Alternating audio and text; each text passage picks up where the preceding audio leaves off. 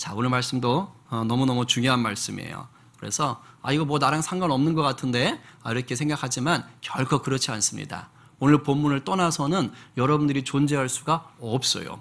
그래서 여러분들이 귀담아 들으시고 나하고 거리가 멀어. 아니, 거리가 멀지 않아요. 여러분들이 잘 몰라서 그러는 거니까 깊이 말씀을 받으시기 바랍니다. 자, 오늘 본문을 좀 보기 전에 지금까지 우리가 1장부터 12장까지 말씀을 나눴던 로마서를요 한번 쭉 점검을 해야 됩니다. 그래서 여러분들이 한번 잘 공부했는지 설교를 들었는지 한번 돌아보도록 하겠습니다. 자, 정답 맞추셔야 돼요. 준비됐나요? 눈이 막 번쩍번쩍 빛나요. 우리 용수 눈이 가장 빛나는 것 같아요. 어디 요즘 아르바이트 하느라고 힘들지 않아요? 괜찮아요? 참을만 해요? 살아있어요. 좋아요. 자, 모든 인간은 누구나 선인입니까? 죄인입니까? 죄인이다라는 것이 로마서의 선포고 성경 전체에 나타나는 것입니다. 자, 그래서 죄인인 인간은 자기 스스로의 힘으로 구원을 얻을 수 있다 없다? 없다라는 거예요. 구원을 얻을 수 있으면 뭐하러 예수님이 필요하겠어요? 그렇죠? 그래서 인간은 모두가 죄인인데 그 죄에서 스스로의 힘으로는 벗어날 힘이 없다라는 것입니다. 이것이 누구에게도 적용이 되냐면 선민의식을 가졌던 유대인들, 우리는 율법을 받았어, 우리는 할례를 받았어 라고 정말 어깨에 뽕이 들어가고 목에 깁스를 했던 그러한 유대인들조차도 그런 사람들도 죄인이라는 거예요. 스스로의 힘으로는 구원받을 수 없다는 거예요. 그래서 하나님이 해결책을 내셨는데 그게 뭡니까? 오직 누구를 믿을 때만, 예수 그리스도를 믿을 때만 가능하다라는 거예요. 믿을 때만 가능하다. 왜냐? 이것은요, 예수님이 우리가 아직 죄인으로 있을 때, 우리가 착해진 게 아니에요. 우리가 죄인으로 있을 때 예수님이 십자가에 달려 내 죄 대신 죽으셨어요. 내 죄값을 대신 담당하셨어요. 그래서 우리의 노력과 우리의 수고가 아예 필요 없게 하신 겁니다. 어차피 우리의 힘으로는 안 되니까 그것을 예수님께서 하셨다고요. 그러니까 내 힘으로 구원을 얻어볼 거야, 뭐 율법을 잘 지켜서 얻어볼 거야, 나 할례 받았으니까 될 거야, 난 착한 일을 많이 했으니까 될 거야, 헌금 많이 했으니까 될 거야, 다 부질없는 행동이라는 거예요. 무지한 행동이라는 거예요. 왜? 어차피 그런 걸로 안 되기 때문에 예수님이 내가 죄인으로 있을 때 이미 나를 위해 죽으신 것입니다. 그래서 여러분, 믿음이라는 것은 잘 들으세요. 내가 예수님을 믿습니다. 내 믿을 거예요. 주님밖에 없어요. 이러한 성격이 아니에요. 그러니까 나의 어떤 의지, 나의 신념이 아닙니다. 믿음은 뭐냐면 내 힘으로는 할 수 없습니다. 내 힘으로는 구원받을 수가 없습니다. 나는 주님이 없이는 비참한 인생입니다. 라는 것을 뼈저리게 깨닫고 그것을 인정하는 거예요. 그런 다음 뭐 하는 거예요? 예수님이 아니면 나는 살 수 없어요. 예수님 살려주세요. 예수님만이 나를 살릴 수 있어요. 내가 이것을 신뢰합니다. 이게 믿음입니다. 그래서 이 믿음을 갖는 자를 하나님께서 이제 구원해 주시는 것이죠. 그래서 우리가 구원을 받으면 이제 이전 것은 지나갔으니 보라 무엇이 되었도다? 새 것이 되었도다. 새 사람이 되는 것이에요. 쉽게 말하면 신분이 바뀌는 거예요. 신분이. 마귀의 종으로 있다가 우리가 하나님의 자녀, 하나님의 상속자가 되는 것입니다. 이것을 그 어떤 누구도 빼앗을 수가 없어요. 하나님이 자기 아들을 내어주고 사신, 사랑으로 사신 것이기 때문에 그 어떤 것도 피조물 된 것은 감히 빼앗을 수 없는 놀라운 사랑이에요. 자, 그러면 우리의 신분이 바뀌었어요. 신분이 바뀌었으면 이제 어떻게 살아야 돼요? 예전처럼 살면 됩니까? 안 됩니까? 안 되겠죠. 신분이 바뀌었으니까 바뀐 신분처럼 살아야 돼요. 하나님의 자녀답게, 상속자답게 살아야 되는 것입니다. 이것을 12장부터 얘기하고 싶은 거예요. 그래서 12장 처음에 뭐라 그럽니까? 우리가 상속자답게, 하나님의 자녀답게 사는 것이 뭐냐? 그것은 이 세대를 본받지 않고, 달리 말하면 하나님을 거역하는 세대의 요구를 따라가지 않고, 그리고 하나님이 기뻐하시는 뜻이 무엇인지를 알아서 내 삶 전체에서, 교회만 나와서가 아니라 내가 살아가는 모든 삶의 모든 영역에서 나를 하나님께 마치 구약 제사 때 짐승을 제사 드리듯이 나를 드리겠습니다. 먹든지 마시든지 무엇을 하든지 내가 하나님의 영광을 위해서 이제 신분이 바뀐 사람답게 살겠습니다. 이렇게 하는 거예요. 우리가 신분이 바뀌었다라는 건요, 교회에서만이 아니에요. 오히려 우리의 신분이 바뀐 것은 삶의 자리예요. 여러분들의 가정, 여러분들의 일터에서, 여러분들의 학교에서 내가 바뀐 신분이라는 것을 드러낼 수 있어야 돼요. 이것을 뭐라 그래요? 산재물 된다라는 것이에요. 산재물 된다. 하나님은 우리가 산재물로 살 수 있게 하시려고요. 뭣도 주셨어요? 선물로 각 사람에게 은사도 주시는 거예요. 무기도 주시는 거예요. 자, 이걸 한번 가지고 한번 산재물로 잘 살아봐. 너가 하나님의 자녀답게, 상속자답게 한번 멋지게 살아봐. 그래서 어떤 사람은 집 짓는 기술이 있는 것이고, 어떤 사람은 그림 그리는 기술이 있는 것이고, 어떤 사람은 요리를 잘하는 재능이 있는 것이고, 어떤 사람은 만나면 좋은 친구, 그냥 그 사람만 만나면 행복해져. 그렇죠? 그 사람만 만나면 마음이 편안해져. 그 사람만 만나면 그냥 안아만 줘도 눈물이 쭉 흘러. 은사예요. 또 어떤 사람에게는 그렇게 잘 퍼줘. 그냥 어떻게 그렇게 도움이 필요한 사람들을 아는지 그냥 잘 나눠줘. 그래서 막 그 사람 주변에 사람이 많아. 이게 다 은사인 거예요. 그래서 하나님이 너의 삶의 자리에서 한번 신분이 바뀐 사람답게 멋지게 아름답게 한번 사랑하며 살아봐 라고 하시는 것입니다. 그래서 하나님 뭐라 그런 거예요? 12장에서 내가 이렇게 사랑도 부어줬고 은사도 줬고 내가 새 사람 되게 했으니까 이제는 세상 사람들처럼 살지 말자. 그러면서 할 수 있는 한 모든 사람과 뭐 하라? 화목하라. 화목하라. 예수님이 이 땅에 오신 이유가 범죄한 우리와 하나님의 벌어진 사이를 화목하게 하기 위해서 오셨거든요. 그러니까 우리가 예수 믿었으면 예수님을 닮는다는 건 뭐예요? 화목해 하는 자가 되는 거예요. 나만 등장하면 분위기가 이상해지고 막 싸움이 일어난다? 회개하셔야 돼요. 우리는 화목해 하는 자가 되어야 되는 거예요. 일단 나만 등장했다. 그러면 차가웠고 막 냉랭했던 곳에서 갑자기 부드러움이 엄습한다. 이렇게 돼야 돼요. 그래서 그냥 사람들이 그냥 내가 있는 걸 너무 원해야 되는 거야. 야, 가지마. 네가 가면 여기 차가워져. 그런 사람이 돼야 돼. 갈 수 있으면 화목한 사람이 되라 라고 얘기하는 거 아닙니까? 이것이 중요한 거예요. 그러니 우리 주님이 베푸신 이 아가페 사랑을 힘입어서 우리가 뭐 하는 거예요? 선으로 악을 뭐 하는 사람이 되라고요? 이기는 사람이 되라. 그게 성도라는 거예요. 그게 불화하고 찢어지고 미워하고 증오하고 저주하고 돌 던지고 이런 자리 가운데 예수 믿는 사람이 딱 사랑으로 가면 뭐 하는 거예요? 희생하면 뭐 하는 거예요? 섬기면 뭐 하는 거예요? 그것에 부드러움이 있는 거예요. 나 이곳에 더 있고 싶어. 나 이곳에 더 있고 싶어. 그런 자리를 만들어가는 거예요. 이렇게 살라고 되어진 게 바로 지금 1장부터 12장까지의 내용이었습니다. 쉽죠? 자, 그리고 아까 읽었던 본문 기억나세요? 벌써 다 지워지셨나? 아까 읽은 본문이 요 다음에 나온 거예요. 요 다음에. 자, 대충 읽어서 알겠지만 내용이 간단히 말하면 뭐예요? 권세, 위에 있는 권세, 즉 통치자들한테 복종하라. 요 내용을 하고 있어요. 자, 지금까지 제가 얘기한 거 다음에 나온 게 이거예요. 자, 그리고 신기한 것은 오늘 본문 바로 다음에 요런 얘기가 나와요. 사랑. 8절하고 10절입니다. 읽어봐요. 시작. 피차 사랑의 빛 외에는 아무에게든지 아무 빛도 지지 말라. 남을 사랑하는 자는 율법을 다 이루었느니라. 사랑은 이웃에게 악을 행하지 아니하나니 그러므로 사랑은 율법의 완성이니라. 아멘. 자, 오늘 본문 바로 다음에 나오는 게 요 얘기예요. 오늘 본문 바로 앞에 나왔던 게 뭐예요? 아가페 사랑의 힘으로 그 선으로 악을 이기라라고 그랬어요. 그러니까 오늘 본문은 앞뒤가 사랑으로 샌드위치처럼 싹 덮고 있는 거예요. 우리가 볼 때는 뭔 통치한테 복종을 해요? 뭔 얘기야 이게? 뭐 이렇게 생뚱맞게 이게 뭐 이렇게 맥락에 안 맞게 끼어들어왔어? 이렇게 얘기할 수 있어요. 그런데 아니요. 성령의 감동으로 쓰여졌기 때문에 왜 요 지점에 들어갔을까? 왜 사랑과 사랑 사이에 국가에 대해서 통치에 대해서 복종하라는 그런 무시무시하고 좀 껄끄럽고 부담스러운 내용을 집어넣었을까? 왜일까? 너무너무 중요한데 그것의 바탕은 아가페 사랑 위에 서야 되기 때문에 여러분들이 이것을 명심하셔야 돼요.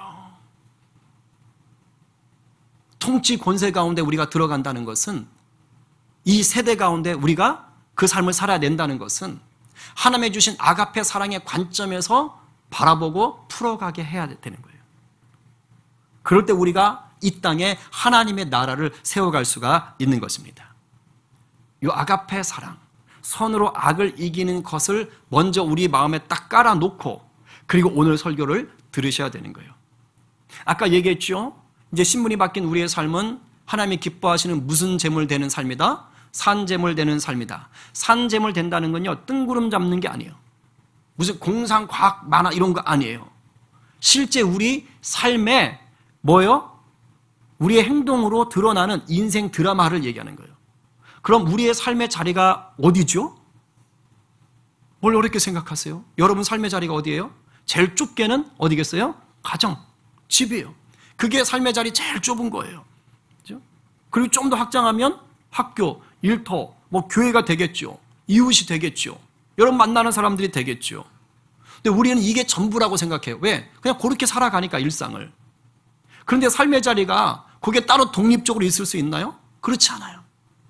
학교든 교회든 일터든 결국은 어느 한 도시에 속해 있는 것이에요. 그리고 그 도시의 사람들과 서로 교제하고 교류하지요. 그 도시는 어디에 속해 있어요? 한 나라에 속해 있어요. 우리 대한민국 안에 속한 거예요. 그렇죠? 북한 땅에 있어서 봐요.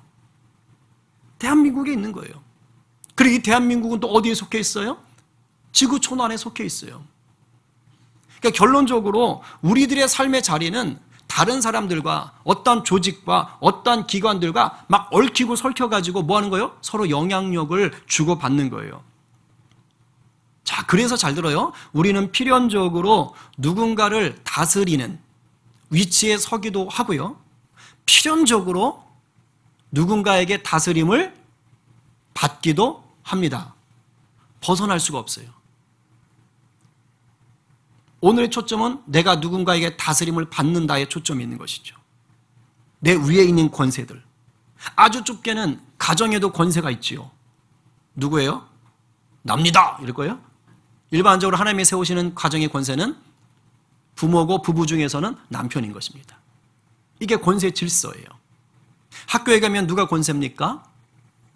요즘은 핸드폰이 권세인 것 같던데 선생님이 권세겠죠. 직장에서는 상사라든가 거기에 최고 오너, 사장이나 회장이 될 수 있겠죠. 교회에서는 목사가 권세가 될 것이고 국가는 누가 권세입니까? 그러면 대통령이거나 뭐 헌법 이런 것이 권세가 될 수 있을 것이에요.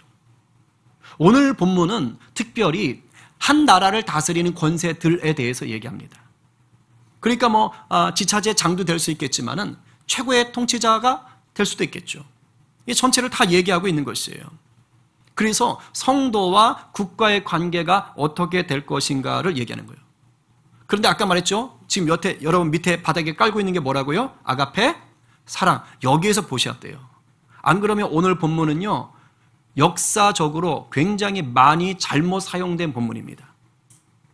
세상의 통치자들이 굉장히 좋아했던 본문이에요. 이 내용이 뭐예요? 딱 통치자에게 아무 말도 하지 말고 복종하라. 그러니까 통치하는 사람들이 얼마나 좋겠어요. 그래서 이거를 잘못 사용한 예가 역사 속에 굉장히 많습니다.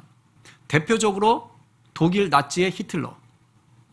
독일 교회가요, 히틀러의 독재를 정당하게 하기 위해서 로마서 이 본문을 가지고 정당화시키는 거예요. 정당화시키는 거예요. 아주 무섭게 사용할 수 있어요. 미국이 노예제도를 하고 있을 때 그 남쪽이요, 너희들은 우리의 다스림 받는 것이 맞아. 성경에 그렇게 써 있어. 이 본문 가지고 정당화 했습니다.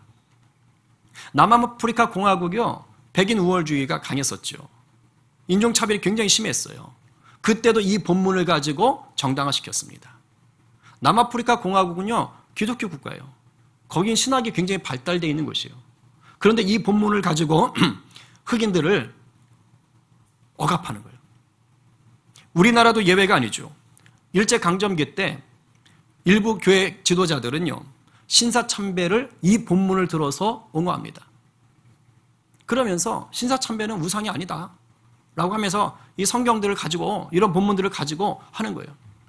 안타깝게도 우리가 몸담고 있는 이 장로교단, 옛날에 이제 교단이 하나밖에 없을 때, 그때 아예 총회에서, 이번 주가 총회가 있죠. 총회에서 결의를 합니다. 신사참배하기로. 교회들의 연합이요. 가장 큰 연합에서 그걸 결정을 해버려요. 그런 일들도 있었던 거예요. 이런 본문들을 사용하는 것이죠. 그렇지만 여러분, 오늘 본문은 모든 시대, 모든 통치자들에게 무조건 복종하라고 얘기하는 게 절대 아닙니다. 오해하시면 안 돼요. 오늘 본문은 따라하세요. 일반적인 원리. 요거가 중요해요. 일반적 원리요. 큰 틀이에요. 성도가 기본적으로 가져야 하는 국가관. 이걸 얘기하는 것입니다. 쉽게 생각하면 이겁니다. 자, 여러분, 우리가 상식적으로 기본적으로 사람들을 대할 때 어떤 태도로 대하는 게 기본 예의일까요? 1번, 친절하고 상냥하고 존중함으로 대한다. 2번, 보자마자 쌍욕을 하고 할 수 있으면 좁힌다. 몇 번이죠? 2번이 좋은데요? 이런 분 있어요? 1번이에요. 이건 누가 뭐라고 해도 전 세계 어딜 가도 기본적으로 사람과 사람이 대하는 그런 태도의 기본기입니다. 그 어느 누구도 야 째려보고 야리고 뭐 이렇게 뭐 욕하고 때리고 뭐 이렇게 해. 그게 정상이야. 그렇게 하는 것도 없어요. 마치 이와 같은 맥락에서 보라는 거예요. 여러분, 그런데 친절하게 사람들을 대해야 된다고 하는 건 원칙은 알아요. 기본은 알아요. 근데 모든 사람에게 다 친절하고 상냥하게 언제나 그렇게 할 수 있어요, 없어요? 안 되죠. 하고는 싶죠. 하고는 싶은데 도저히 나의 친절을 발생시키지 않는 그런 거시기한 사람도 있어요, 없어요? 있지요. 다짜고짜 나한테 욕하고 화부터 내고 막 그러면 나도 웃다가 어떻게 되는 거예요? 나도 얼굴 찡그러지잖아요. 그렇죠? 그러니까 이거예요. 오늘 본문은 일단 절대적인 기본적인 딱 원칙을 제공하는 거예요. 그 관점에서 보셔야 되는 겁니다. 자, 그러면 우리가 국가의 통치 권력을 대하는 성도의 기본 원칙이 뭐냐? 첫 번째가 뭐냐면 이게 제일 중요해요. 이 세상의 모든 통치의 권세는 누가 주신다? 하나님이 주신다. 믿으세요? 이게 중요합니다. 예외가 없습니다. 제가 지금 권세라고 그랬어요. 사람 얘기한 거 아닙니다. 통치하게 하는, 다스릴 수 있는 권세는 하나님이 주신다는 거예요. 심지어 북한도 그래요. 목사님 무슨 말씀하시는 거예요? 우리 목사님 북한 하더니 지금 이상한 얘기하고 있네. 그런 뜻이 아니에요. 제가 무슨 김정을 옹호하고 그런 게 아니라 심지어 그러한 독재 정권조차도 다스리게 하는 권세 자체는 어디서 나온다는 거예요? 하나님으로부터 나온다라는 거예요. 전 사람 얘기하는 게 아니에요. 어떤 정권의 종류를 얘기하는 게 아니에요. 여러분, 하나님께서 역사의 주관자가 되시고 그리고 온 땅 세상의 통치자가 되신다는 것을 믿으십니까? 아멘. 저는 믿어요. 저는 이걸 확신한 사람이에요. 그렇다면 그 온 땅의 통치자가 되시는 하나님께서 일반은총, 믿든지 믿지 않든지 하나님이 태양빛을 고루 주시듯이 온 나라 백성들에게 하나님이 안정을 주시기 위해서 하나님의 통치권을 위임하는 거예요. 누구에게? 통치자에게. 그러니까 자리가 있는 거예요. 통치할 수 있는 권세의 자리가 있는 것이고 그 자리에 누군가가 사람들이 세워지는 것입니다. 하나님의 일반은총이에요. 그래서 이 통치자는요, 믿든지 안 믿든지 상관없어요. 안 믿는 사람이 서도 돼요. 저 김정인 같은 사람이 서도 돼요. 통치 자리는 하나님께서 주시는 것입니다. 굉장히 중요해요. 다니엘서에 그렇게 얘기합니다. 한번 볼까요? 읽어봐요. 시작. 지극히 높으신 이가 사람의 나라를 다스리시며 자기의 뜻대로 그것을 누구에게든지 주시며, 지극히 높으신 하나님께서 이 땅을 통치하시는데 하나님의 뜻대로 그 통치권을 그 누군가에게 주신다는 거예요. 왜? 하나님의 뜻을 좀 펼쳐달라고 하는 것입니다. 그래서 우리가 통치자에게 반역하면, 통치자에게 거역하면 바로 그 거역은 누구한테 거역하는 게 된다는 거예요? 저 논리 때문에 하나님의 통치를 거역하는 게 된다라는 것이에요. 지금 그 얘기를 하고 있는 것입니다. 여기서 말하는 권세는 제도, 정책, 공권력 이런 것들이 다 해당될 수 있는 것들이에요. 그러니까 그것을 어기고 막 싫어하는 것은 결국은 하나님이 주신 권세를 어기는 것과 같다는 것이에요. 여기서 두 번째 원칙이 나오는 거예요. 그게 바로 뭐예요? 그러니까 성도는 위에 있는 권세, 그게 통치자든 법이든 제도든 그것에 뭐하라? 복종하라라는 거예요. 이 복종이란 단어는 사실은 예외 없다는 뜻이거든요. 네 마음대로 하지 마라라는 뜻이에요. 복종하라는 뜻이에요. 1절과 2절 본문이 지금 이것의 이 보편적인, 이 기본적인 진리에 근거한 말인 거예요. 위에 있는 권세에게 복종하라. 권세는 하나님으로부터 나지 않은 게 없다. 하나님이 다 정하신 거다. 그러므로 권세를 거스르는 자는 하나님의 명령을 거스르는 것이니까 심판받을 수 있다. 이거 우리가 준엄하게 받아들여야 되는 거예요. 자, 그래서 오늘 본문은 하나님이 권세자에게 권세를 줬는데 그 권세를 선하게 써야 되느냐 아니면 악하게 써야 되느냐를 얘기하고 있는 게 아닙니다. 요걸 아셔야 돼요. 그냥 오늘 본문은 기본 원칙이기 때문에 전제가 있어요. 하나님은 권세를 선하게 쓰도록 주셨다라는 거죠. 요게 전제예요. 하나님은 권세를 선하게 쓰도록 주셨다. 그래서 요걸 보시면 압니다. 어떤 형태의 정권이든 심지어 공산국가도 저 이란 같은 어떤 그런 신적인 신정정치라는 그런 곳도 하나님께서 권세를 일단 주시면 다 자기들이 뭐 하냐면요. 그 국가의 안정을 유지하려고 합니다. 아니, 생각해 보세요. 정권을 잡았는데 막 나라에 계속 데모가 일어나고 계속 사람들이 그냥 불안정해가지고 바로 자기가 쫓겨나고 나라가 망하기를 원하는 사람이 있어요, 없어요? 없어요. 그런 통치자는 아무도 없어요. 이건 뭐 조금 해야 돼요. 가정도 그렇고 학교도 그렇고. 그 권세 받은 사람이 우리 집이 맨날 엉망이고 학교가 엉망이고 직장이 엉망이고 그냥 내가 고용하는 직원들이 그냥 사사건건 나를 시비 걸고 막 그러길 원하겠어요? 아니에요. 누구든지 자기가 권세를 받으면 뭐 하는 거예요? 안정되게 하고 싶어 합니다. 도둑질, 남 때리는 거, 가정 파괴하는 거, 이거 어떤 정권이든지요, 다 옹호합니까? 처벌합니까? 처벌합니다. 이거 죄예요. 이런 죄들은요, 제가 가만 보니까 오히려 공산주의 이런 데일수록 더 엄하게 다뤄요. 더 무섭게 다뤄요. 뭐 자기들은 뒤에서 무슨 짓을 하든지. 겉으로는 그래요. 이게 뭐라고요? 하나님이 주신 권세의 특성이라는 거예요. 하나님이 안정되게 하려고 하는 것처럼 기본적으로 권세를 잡으면 큰 틀에서는 안정을 추구한다는 것입니다. 사도 바울은 이것을 4절 말씀처럼 하나님의 권세를 맡겼기 때문에 그들이 뭐 하는 거예요? 그것을 다스린다는 거예요. 이걸 칼로 표현한 거예요. 그러니까 폭력을 행한다 이런 게 아니라 권세를 주셨으니까 잘못하는 자들에게 그것을 처벌한다는 거예요. 그러니까 그것을 너희들이 조심하라는 거예요. 인정하라는 것입니다. 그래서 성도는 뭐 하는 거예요? 동참하라는 거예요. 3절 말씀에 앞에서 뭐라 그래요? 법을 잘 지키면 칭찬받는다는 거예요. 아니 당연하죠. 주어진 법을 잘 지키는데 뭐 혼나고 욕할 사람이 어디 있겠어요. 칭찬받지 않습니까?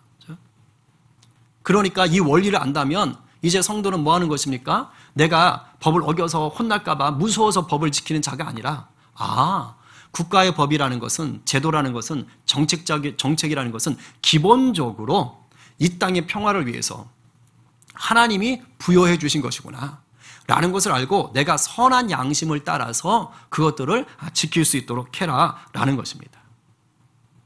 그리고 나서 예를 든 게 뭐냐? 세금 문제예요. 이것은 로마서를 쓰는 당시에 학자들 말로는 로마 제국에 세금 저항이 있었다 그래요. 그러니까 그리스도인들도 부담이 됐을 수 있겠죠. 거기에 동조할 수도 있을 거 아닙니까? 그러니까 사도 바울이 뭐 하는 거예요? 아니야, 그렇게 하면 안 돼. 너희들 세금 내. 세금 내. 세금 내고 그 통치자들을 두려워하고 또 존경해야 돼. 그것이 옳은 거야 라고 얘기합니다.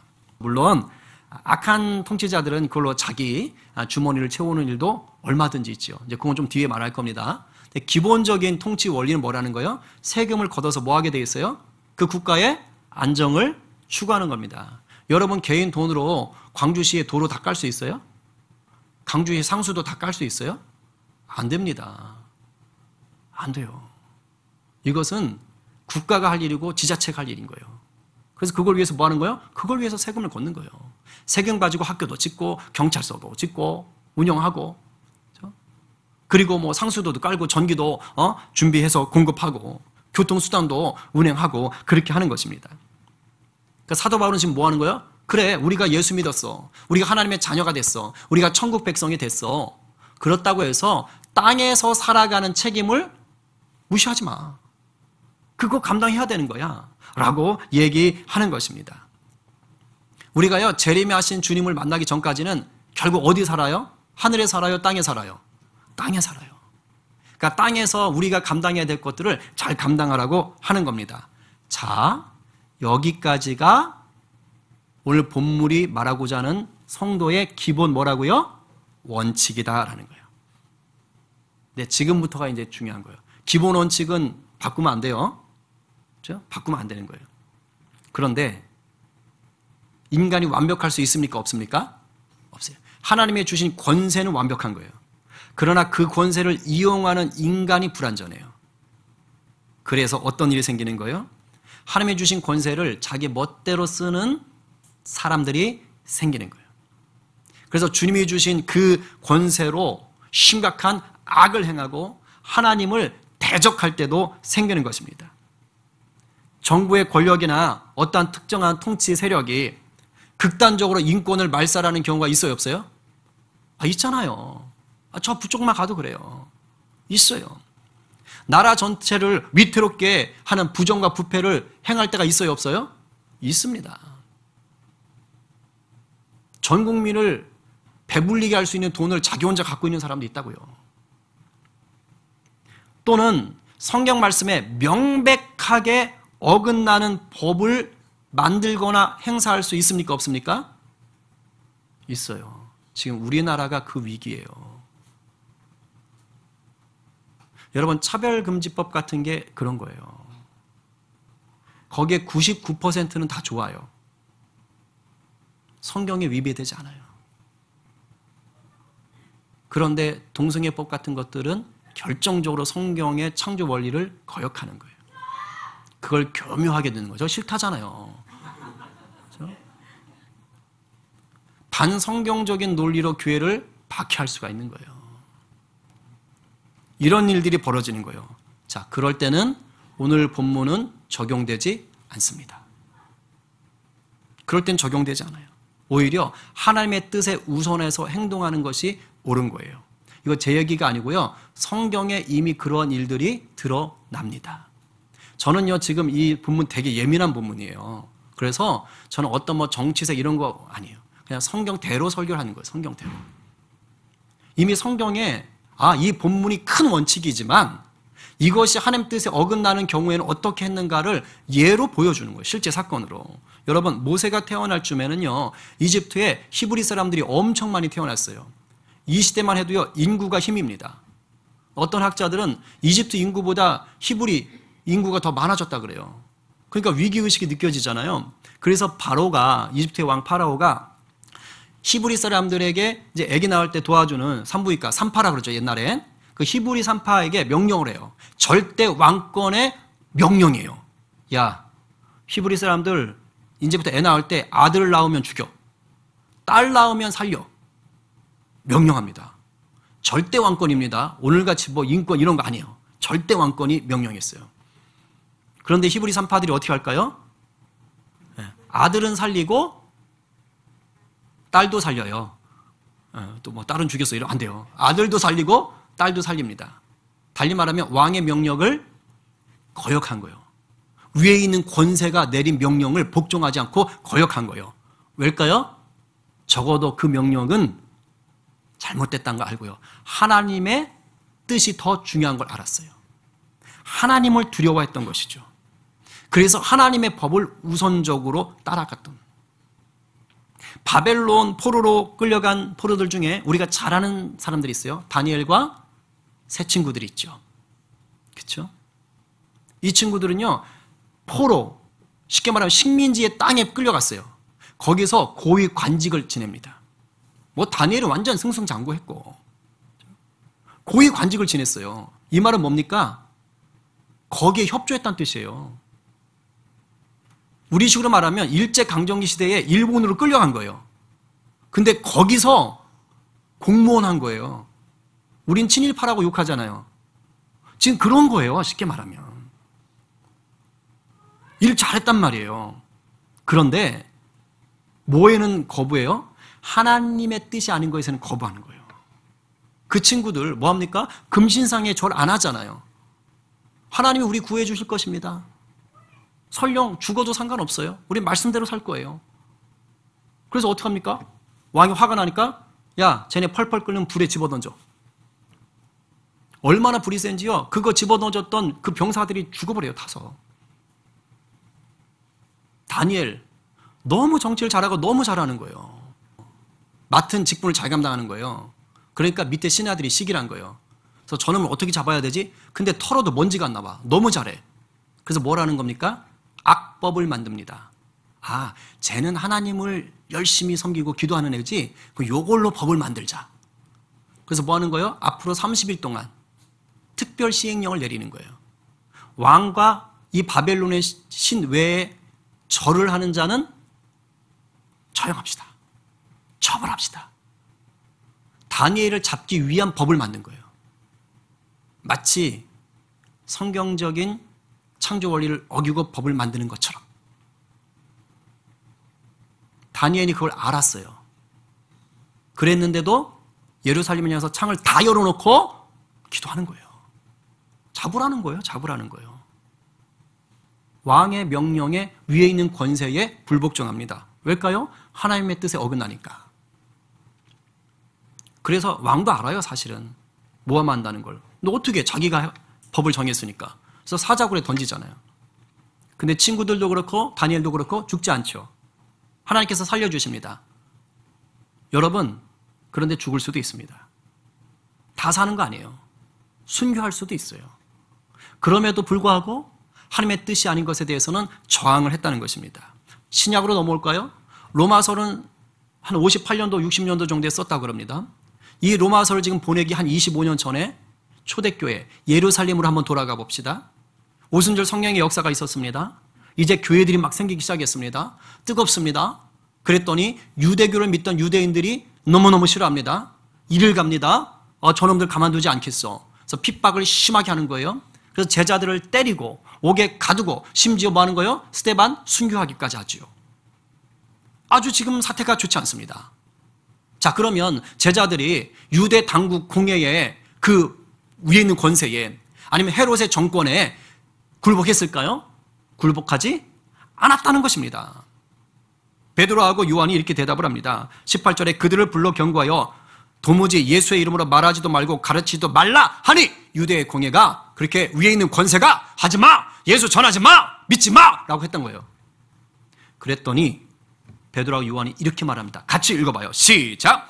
베드로와 요한이 대답하여 이르되 하나님 앞에서 너희의 말을 듣는 것이 하나님의 말씀을 듣는 것보다 옳은가 판단하라. 우리는 싫어. 우리는 하나님 말씀대로 살 거야 라고 얘기하는 것입니다. 성경에 이런 예들이 드러나는 거예요. 그리고 실제로 인류의 역사, 우리의 역사 속에도 이런 일들이 드러나죠. 우리나라 일제강점기 때요. 아까도 얘기했죠. 그러나 많은 믿는 사람들이 복음을 지키려고 일제에 저항을 합니다. 여러분 3.1 운동에 민족 대표가 33분이 모이세요. 거기에서 기독교인들이 몇 명인 줄 아세요? 16명이에요. 많아요, 적어요? 많죠. 많죠. 16분이 민족 대표인데 거기에 기독교인인 거예요. 일제에 지금 뭐 하는 거예요? 저항하는 거잖아요. 독립운동하겠다는 거니까. 3.1 운동이 일어났죠. 그러면 3.1절에 운동이 시작돼서 전국적으로 운동이 퍼집니다. 그때 참여한 우리 조선의 민중들이 대략 한 200만 명 정도라 그래요. 근데 그 200만 명 정도 중에서 기독교인이 몇 명이냐면 40만 명이에요. 그거밖에 안 되나요? 그 다음을 들어보세요. 그때 당시에 우리 조선의 기독교인 인구 비율이 전체 인구 중에 1.5%였어요. 그럼 1.5%의 비율이면 200만 명이 독립운동을 했으니까 1.5%의 비율이면 몇 명이 참여해야 되죠? 3만 명인가요? 그렇죠? 200만 명이 운동했으니까 그렇죠? 1.5%가 3만 명. 근데 3만 명이 참여하면 정상이에요. 인구 비율에 따른 거예요. 근데 40만 명이 참여했다고요. 이제 이해가 되세요? 10배 이상. 이것이 아니다라고 하니까, 그러니까 뭐 하는 거예요? 참여하는 거예요. 저항을 하는 것입니다. 여러분, 우리 인류가 살아온 역사가 오늘 본문을 어떻게 대해야 하는지를 답을 주고 있어요. 오늘 본문은 성도는 기본적으로 국가를요, 잘 섬기고 따르고 복종하는 것이 절대 원칙, 큰 원칙, 기본 원칙이에요. 왜? 그 권세는 하나님이 주셨기 때문에. 그리고 그 권세를 통하여서 기본적으로 그 공동체, 그 조직, 그 나라가 건강하게 운영이 되기 때문에 누가 하든지 설령 악할지라도 기본적으로 안정을 추구하니까. 그러나 그 위임받은 권세로 하나님의 법을 떠나는 경우가 있다라는 거예요. 적어도 그 영역에 대해서는 뭐 하라는 거예요? 저항하라는 거예요. 다 뒤집어 엎지 말고 적어도 그 영역에 대해서는 우리가 얘기를 할 수 있어야 된다는 것입니다. 자, 그런데 여기부터 중요해요. 이 저항에도 원칙과 순서가 있어요. 무엇보다요, 영적인 분별력이 먼저 있어야 돼요. 너무 중요해요. 그래야 저 통치자가 지금 권세를 잘못 쓰는지, 성경에 어긋난지를 알 수 있고요. 또 하나는 우리가 지금 저항을 해야 될 때인지 견뎌야 될 때인지를 알 수가 있어요. 왜 이런 말을 하느냐? 예레미야 선지자 시대 때 지금 다른 선지자들은 괜찮아, 우리가 뭐 잡혀갈든 뭐 하나님께서 바로 우리를 보내주실 거야, 우리 안전할 거야, 막 이렇게 얘기했다고요. 근데 예레미야가 뭐냐고 그러냐면요, 아니야, 포로로 끌려가는 게 하나님 뜻이야. 그리고 그 땅에 끌려가서 바벨론이 잘 되도록 기도해. 그게 하나님 뜻이야. 왜? 그래야 너희들이 안전하니까. 우리식으로 할게요. 그럼 확 와닿아요. 일제강점기 때 일본 제국주의가 심하겠잖아요. 그죠? 그때 무슨 말 하는 거냐면 이렇게 된 거예요. 일본이 우리를 침략하는 건 하나님 뜻이야. 하나님 뜻이야. 일본이 잘 되도록 우리가 기도해야 돼. 그래야 우리가 편안할 수 있어. 자, 이렇게, 왜 눈빛이 갑자기 저를 그렇게 쳐다보세요? 제가 한 거 아니고, 만약에. 자, 이렇게 얘기한다면 여러분들 마음이 편하겠어요? 불편하겠어요? 쉽지 않죠. 지금 예레미야가 그 얘기한 거예요. 근데 예레미야가 옳은 얘기한 거예요. 예레미야가 하나님의 뜻을 말한 거예요. 이거 어떻게 분별하실 거예요? 그래서 아까 기본 원칙, 절대 원칙이 중요하다고 하는 거예요. 우리는요, 사실 분별력이 약해요. 나는 이게 옳은 줄 알지만 하나님의 뜻이 아닐 수가 있어요. 그래서 영적 분별력을 우리가 잘 키워야 돼요. 이거는요, 시세 파악 아니에요. 기도하셔야 돼요. 정말 기도 많이 하셔야 돼요. 그럴 때 영적 분별력을 얻어요. 또 하나, 정말 기도하셔야 되는 게, 기도가 가장 강력한 저항 무기입니다. 왜냐하면 기도하면 내가 일하는 것이 아니고 하나님이 일하십니다. 아멘? 여러분, 3.1 운동은 성공했어요? 실패했어요? 막 실패했다고 말하기 싫으세요? 우리나라가 지금 참 안타까운 게 있어요. 이 정치 이념에 다 묶여가지고 객관적으로 못 봐요. 3.1 운동이 성공했으면 그 운동을 해서 어떻게 됐어야 돼요? 독립을 했어야 되잖아요. 독립했습니까? 1919년 3.1절이에요. 독립은 1945년 8월 15일이에요. 여러분 정확하게 보세요. 3.1 운동 그 자체로는 실패한 거예요. 근데 저는 믿는 게 있어요. 그때 그 수많은 기독교인들이 참여하면서 기도했을까요? 안 했을까요? 당연히 했죠. 하나님이 그 기도를 무시했겠어요? 아니에요. 절대 무시하지 않습니다. 우리가 원했던 시간에 되지 않았던 것뿐일 수 있는 거예요. 우리가 분별력을 잘 가져야 돼요. 3.1 운동을 할 필요가 없었다는 얘기가 아닙니다. 역사 속에 그것은 굉장히 중요한 거예요. 우리가 그것을 어떻게 영적으로 분별하고 바라볼 수 있는가라는 것입니다. 기도하셔야 돼요. 기도할 때 하나님은 생각지도 못했던 방법으로 광복을 주시는 거예요. 여러분, 8.15 광복이 우리 힘으로 만들어냈습니까? 그랬다고 하고 싶죠. 근데 객관적 역사의 실체는요, 아니에요. 그래서 함석권 선생님은 도둑같이 찾아온 광복이라는 표현을 썼어요. 그냥 원자탄 맞고 그냥 항복하는 바람에 우리가 항복된 거예요. 광복된 거죠.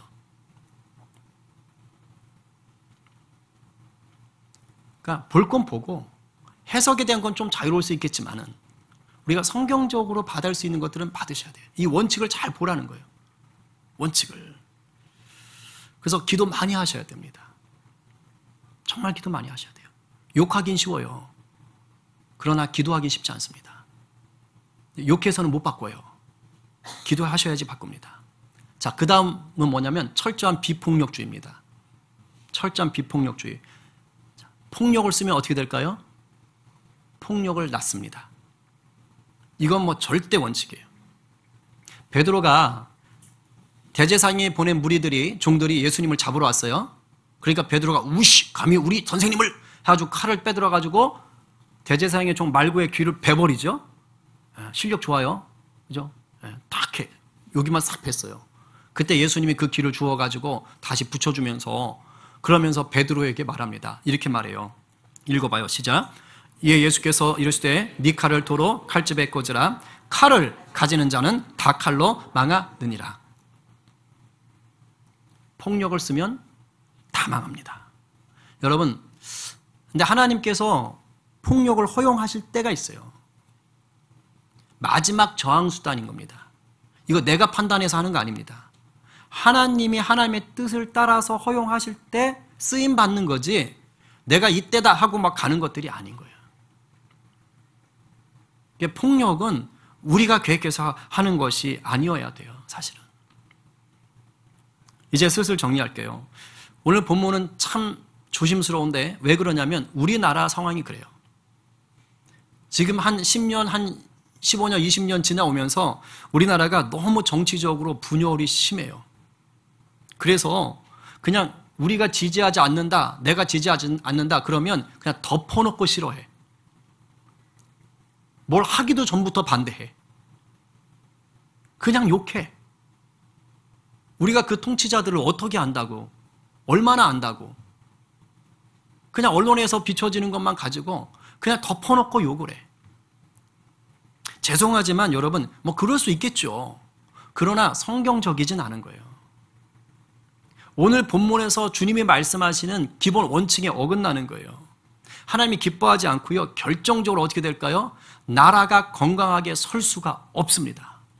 생각해 보세요. 어느 회사를 운영하는데 직원들이 시시콜콜 시비 걸고 반대하고 데모하고 있으면 그 회사가 운영이 됩니까? 가정에서 아버지가 그래도 뭐라도 해보려고 하는데 그냥 온 가족이 다 손들고 그냥 반대하고 맨날 불평하고 막 그러고 있으면 가정이 평화하겠습니까? 안 되잖아요. 이거 너무도 본능적으로 아는 거잖아요. 한 국가를 우리가 어떻게 돼야 되는 거를 잘 아셔야 돼요. 하나님이 이렇게 우리에게 말씀을 주신 이유가 있는 거예요. 그래야 서로 사는 거예요. 그래야. 이 절대 원칙을 어기면 안 되는 거예요. 그래서 필요한 게 앞뒤에 싸고 있었던 게 뭐라고요? 아가페? 사랑이라고요. 이거는요, 희생과 섬김입니다. 이 관점에서 보라는 거예요. 선으로 악을 이기려고 하는 성도의 모습에서 이 국가를 대하라는 것이에요. 영적으로 보면 어떠한 조직이든 국가든 다 하나님이 통치하시는 것입니다. 아멘? 아멘이에요. 그러니 하나님의 사랑 안에서 영적인 분별력을 가지고 국민의 도리를 다 하기를 지금 하나님은 원하시는 것이에요. 정말로 우리나라 사랑하십니까? 저는 사랑해요. 여러분, 우리나라 대한민국은요, 선교사가 오기 전에 이미 성경 말씀이 들어와 있던 민족이고요. 언더우드 아펜젤러 공식적인 최초의 선교사가 들어올 때요, 그 선교사의 손에는 이수정이란 우리 조선 사람이 번역한 성경책을 가지고 들어온 사람이에요. 하나님이 역사상 이런 나라가 없어요. 얼마나 놀라운 민족인데요. 역사상 이렇게 빨리 민주화되고요, 역사상 이렇게 빨리 부강해진 나라가 전 세계 역사에 없습니다. 이게 사람 힘이에요? 우리나라 얼마나 많이 싸웠는데요. 그랬는데도 불구하고 지금 이렇게 대한민국이 엄청나게 강국이 됐어요. 왜일까요? 온 세계 복음화를 위해서 하나님이 선교 한국으로 쓰시려는 거예요. 저 북한 땅 구원하시려고 하는 거예요. 그런데 우리가 정치 논리에 이념에 붙들려가지고 그냥 덮어놓고 싸우고 미워하고 시기하고 하면 어떡하냐는 거예요. 저는 성경적인 원리로 봤으면 좋겠어요. 저도 제가 선호하고 지지하는 정당 있지요. 어떤 정치 이념 있지요. 근데 성경적 원리가 가장 우선해야 됩니다. 여러분들이 이것을 믿고 정말로 이제는 우리나라 사랑한다면 무엇보다 기도하시기 바랍니다. 오늘 누가 주님이 국가에 위임한 권세 앞에 아가페 사랑으로 복종하시는 일반 원칙을 지켜가시겠습니까? 오늘 누가 불완전한 국가의 권세들을 보면서 기도와 비폭력적인 방식으로 성령이 허락하시는 방식으로 저항하시겠습니까? 자신을 죽이는 십자가 사랑으로 이 땅에 하나님의 나라를 세우신 우리 주님을 따라서 이제는 선으로 악을 이기기로 결단하는 저와 여러분 되기를 간절히 축원합니다. 아멘입니다.